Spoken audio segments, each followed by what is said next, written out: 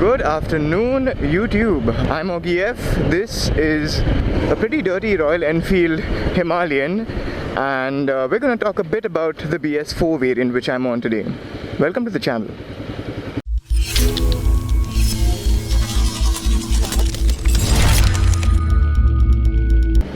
Now, for those of you who've been watching the channel for a while, you would know that my brother owns a BS3 version of this motorcycle.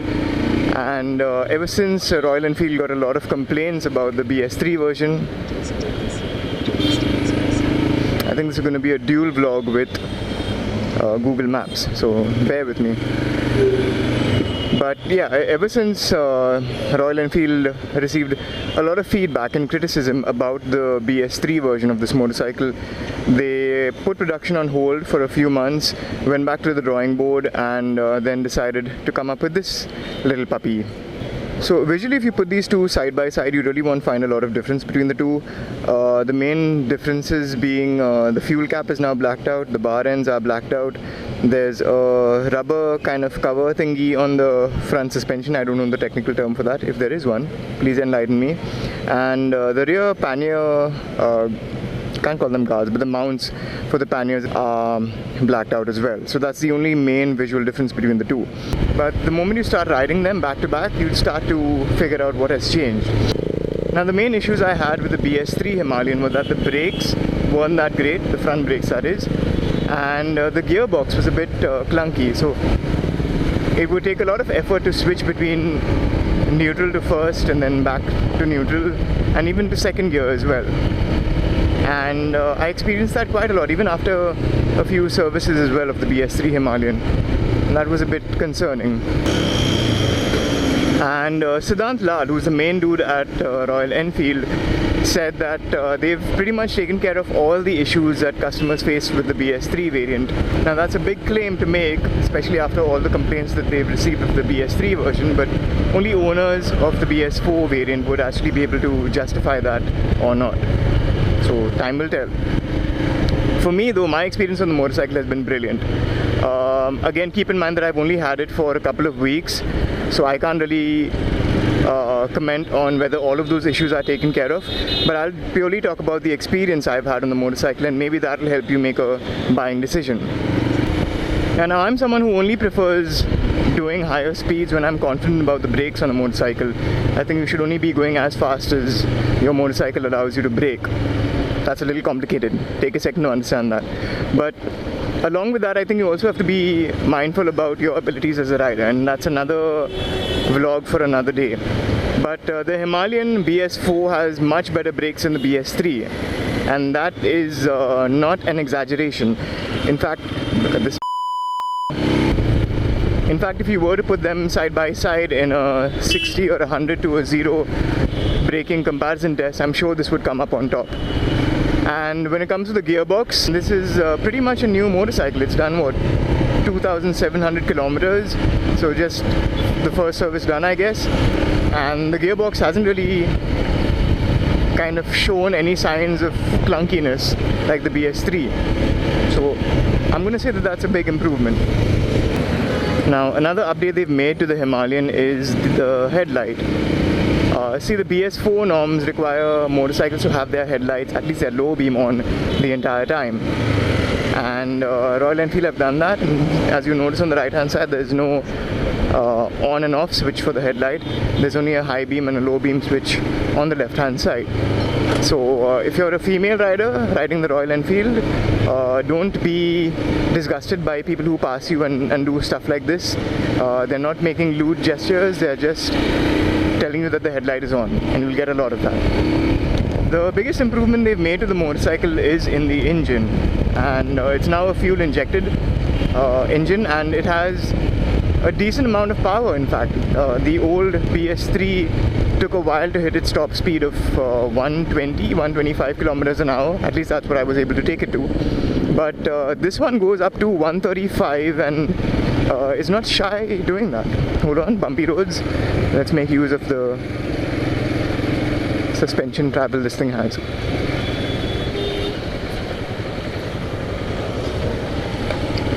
Yeah, so the BS4 is not shy to go and hit 3-digit speeds. In fact, it goes up to 100 pretty quickly, and it also is very comfortable doing highway speeds for extended periods of time. And that's maybe not something you would associate with the old BS3, because that thing used to rattle after about 90 or 100 kilometers an hour. This thing, on the other hand, does not. While we're talking about rattling as well, I've had a chance to ride a few Royal Enfields in the recent past, not all of them, but a few of them.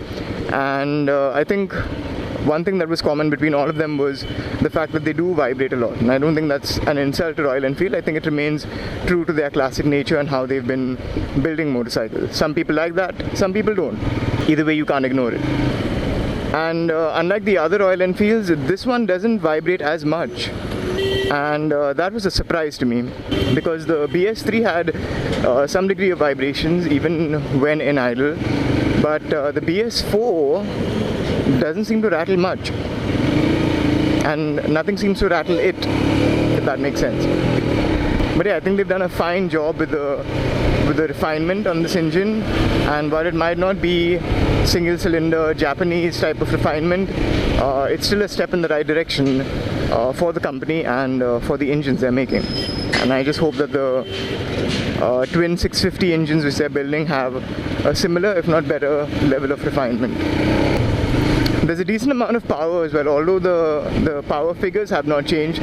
The power on tap seems to be a lot more easier to extract, because I've never experienced being pulled back on the Himalayan BS3 whenever I pull the throttle, but this one does kind of pull you back a little bit if you were to just turn the throttle. And that's a nice feeling to have on an adventure tourer. Now let's talk about things that they've not changed on the new Himalayan, which I liked on the old Himalayan, fortunately. Firstly, the tires. Now, they use Seat tires, which are meant for both on-road and off-road adventure riding, if you want to call it that. And I think they've done a brilliant job with them, because I remember riding to Goa for Motovlog for a cause with the BS3 Himalayan, and with that, when we were riding back from Amboli Ghat, this thing could hit the twisties pretty well, and I was pleasantly surprised by that.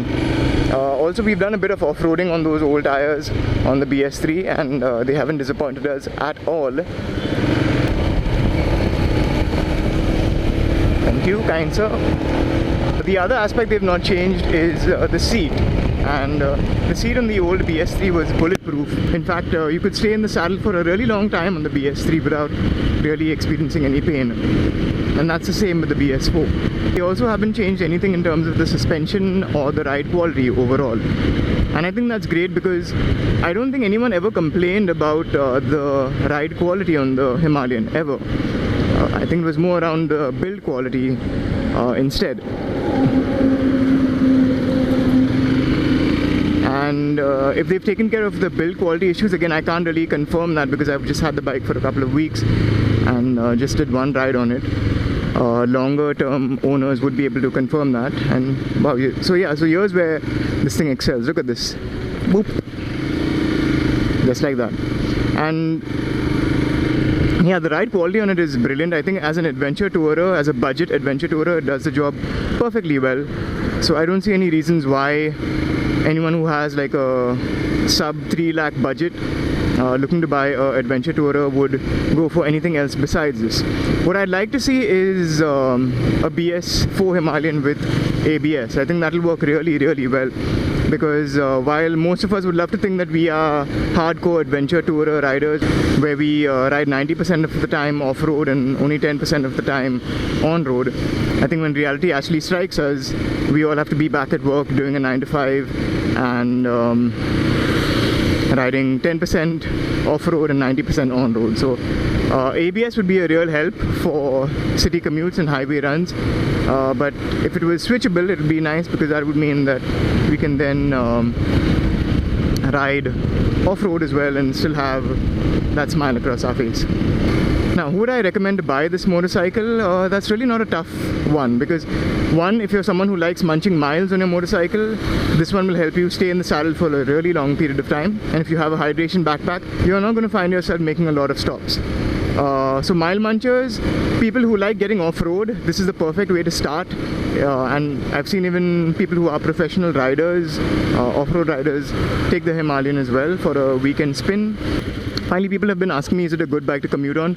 It's a brilliant bike to commute on. Although it's a big motorcycle in terms of the height, I don't think it's wide enough to prevent you from filtering through traffic. In fact, on Mumbai roads, if you want to be a little adventurous and ride off footpaths when the cops allow you to, this thing would do it in a heartbeat. And that would make all the chapris jealous. Now, people asking me whether it's a big change and whatnot and whether they should be buying it. I never recommend buying motorcycles. I always ask you to test them first and see whether they are your cup of tea. I only share my 2 cents about it and the decision's all yours. Is it a big improvement? Is the rate of the dollar going to change? Is the price of fuel going to drop? Who knows, right? But all I can say is that the BS4 is all that the BS3 was not. I think they've really addressed most of the issues. Whether you should buy it or not, I'll leave that decision up to you. Go ahead, test ride one. If you can live with it and if you enjoy the ride quality, go for it. If you think you should be looking at other motorcycles, then by all means consider your options. Alright, I'm just going to stop here and hydrate myself. Okay, it's a hot day and I'm wearing complete gear. I'm just going to stop under this tree and end this vlog. Thank you again so much for watching this video. If you liked what you saw, go ahead and give the video a thumbs up and share your comments as well in the comment section. If you did not, please by all means share feedback and let me know about that. That helps me improve the channel also and give you content that you value. As always guys, at least wear your helmets while riding your motorcycles and ride safe. It's an urban jungle out there. Goodbye. Too many thoughts on my mind, I can't sleep at night, so I just keep writing. I don't need no help, I don't need opinions, so don't waste my time then. I just been living online, my city don't show me no love and that's fine. Fuck local radio stations, I got more plays than all of these rappers combined. I'm going again, I've been going in, I'm fed up with so many things. I gotta just let it all out, I'm talking about the shit they've been talking about.